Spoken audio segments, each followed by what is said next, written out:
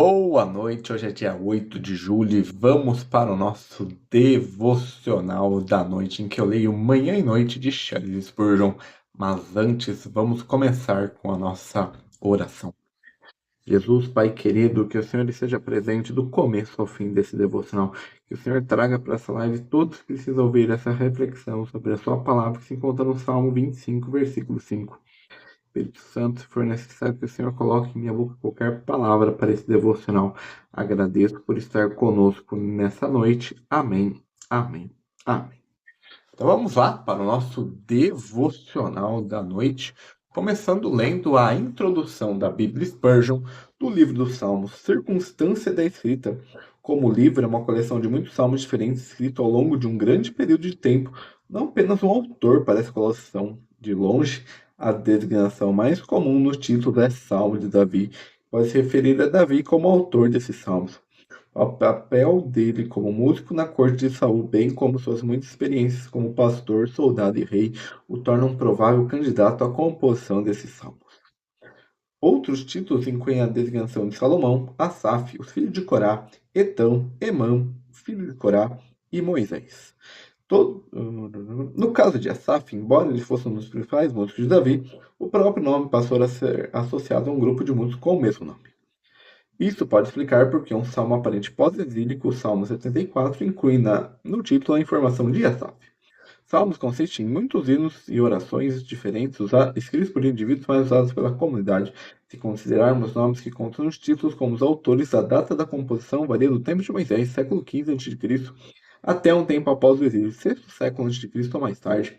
Alguns dos títulos contêm informações históricas que podem indicar o local e o contexto da escrita, embora até isso...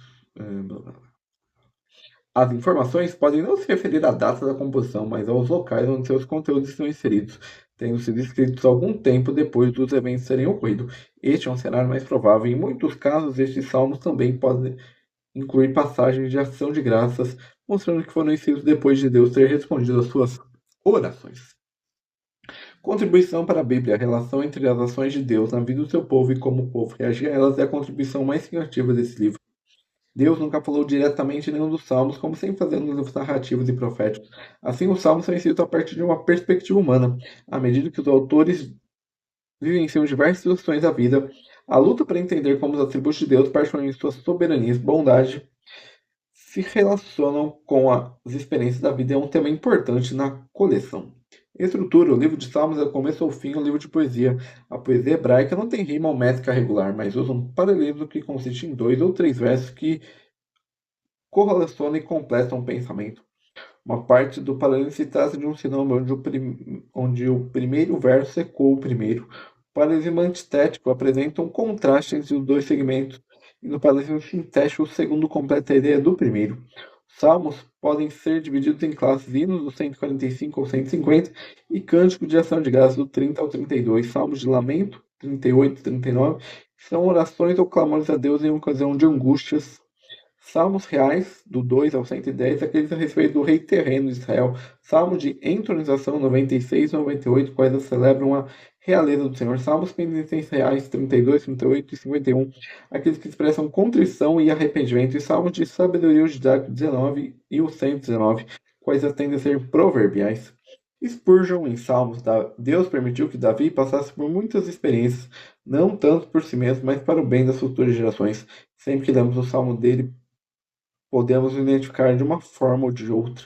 Todas as vezes que me encontro em um beco sem saída ali vejo Davi, acho que nunca desci uma situação tão humilhante que não tenha visto, em uma situação ainda pior. Assim como também nunca subi a um ponto tão alto que não tenha visto Davi muito acima de mim, pronto para cantar sua música acompanhando seu instrumento de corda, enquanto eu cantava a minha canção. E essa é a introdução da Bíblia Spurgeon para o livro dos Salmos. Agora vamos ler o nosso devocional da noite. Guia-me na tua verdade e ensina-me, pois tu és o Deus da minha salvação e em quem eu espero todo dia. Salmo 25, versículo 5. Quando o cristão começa a andar com os pés trêmulos no caminho do Senhor, ele pede para ser guiado adiante como uma criança sustentada pela mão ajudadora de seu pai, e anela ser instruído no alfabeto da verdade.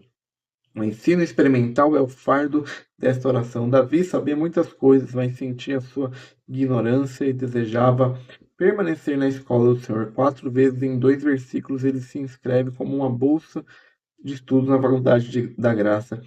Seria bom para muitos professores se, em vez de seguirem seus próprios conselhos e descobrissem novas linhas de pensamentos por si só, eles investigassem os bons e velhos caminhos da verdade de Deus e suplicassem ao Espírito Santo que lhe concedesse entendimento santificado e espírito ensinável, pois tu és o Deus da minha salvação. O Jeová triuno é o autor e aperfeiçoador da salvação para o seu povo. Leitor, ele é o Deus da sua salvação? Você encontra todo o fundamento de suas esperanças eternas na eleição do Pai, na apropriação do Filho e no avivamento do Espírito? Se sim, você pode usar isso como argumento para obter bênçãos futuras. Se o Senhor determinou a sua salvação, certamente ele não se recusará a instruí-lo em seus caminhos. E é um fato venturoso podemos nos dirigir ao Senhor com confiança que Davi manifesta aqui. Isso nos dá grande poder na oração e consolo na tribulação, em quem eu espero todo dia. A paciência é a cortês criada e filha da fé. Nós esperamos alegremente quando estamos certos de que não esperamos em vão. É nosso dever e nossos privilégios esperar no Senhor em serviço, em adoração, em expectativa e em confiança todos os dias da nossa vida. Nossa fé será fé provada e, caso seja verdadeira, suportará a luta contínua sem capitular. Nós não cansaremos de esperar em Deus se nos lembrarmos do quão gracioso Ele esperou por nós. E esse é o nosso devocional do dia 8 de julho. Amanhã nós teremos somente o devocional do dia lá no Instagram, entre 8 e 9 horas da manhã. Então, que o Senhor te abençoe nesse resto de quarta-feira, nesse resto de semana. E aqui no Devocional da Noite nós voltamos na sexta. Sexta eu tenho reunião da intercessão, então no sábado, que eu não irei no Legacy. Então nós voltamos aqui no sábado à noite. Que o Senhor te abençoe. Amém, amém, amém.